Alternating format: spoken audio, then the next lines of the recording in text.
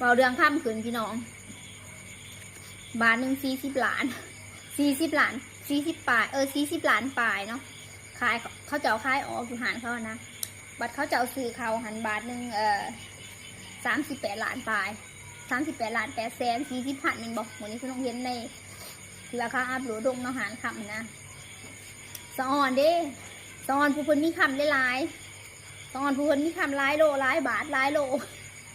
คือสีมวนยามคำถึงจะสีสมุนว่าอยากขายอยากกินกำไรนี่ก็คือสีแบบมวนแห้งนะถ้าสมมติเราเพิ่นซื้อตั้งแต่ตอนคำมันอันนั้นเพราะว่าฉันลงเสือว่าหลายคนกันนะซื้อคำตั้งแต่ตอนคำมัน10 ปลายล้าน20 ปลายล้าน30 ปลายล้านหรือผู้บางคนนี่อาจจะซื้อตั้งแต่คำบาทหนึ่ง4 ล้าน5 ล้านถ้าสมมติมาขายตอนนี้พี่น้องเป็นตะสะอ่อนเนาะเป็นตะมวนน้ำเขานะบอกถึงผู้เขามีเนาะผู้เขามีร้ายว่าซะแหงมีร้ายแหงเป็นตะมวนสะอ่อนเด้เพราะว่ามันก็กำไรโคตรงามเลยแหละสมมติว่าซื้อบาทหนึ่ง5 ล้านนี่มาขายบาทหนึ่ง40 ล้านกำไรบาทหนึ่งมาขายซื้อบาทหนึ่ง4 ล้าน5 ล้านบ่ว่าเนาะตอนนั้นมันยังถือว่ามันอันนี้โคตรเนาะบอกตอนนี้สมมติว่าเขาซื้อบาทหนึ่งบางปีเดียวนี่ก็20 ปลายล้านมาขายปีที่38 ล้านโอ้กำไรบาทละ10 ล้าน10 บาทก็100 ล้านอยู่ได้พี่น้องเป็นตาสะอ่อนได้เนาะบาทหนึ่ง10 ล้าน10 ปลายล้าน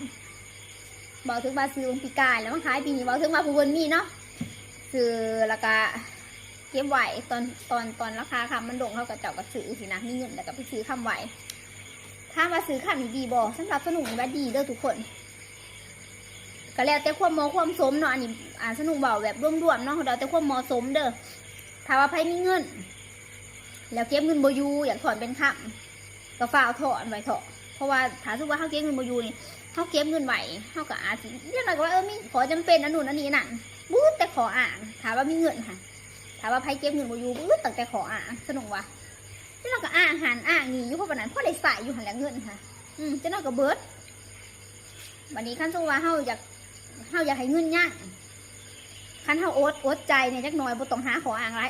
ตัดสินใจเด็ดเดียวเลยนะพ่อหลายคำพ่อน่ะใส่สลึงหนึ่ง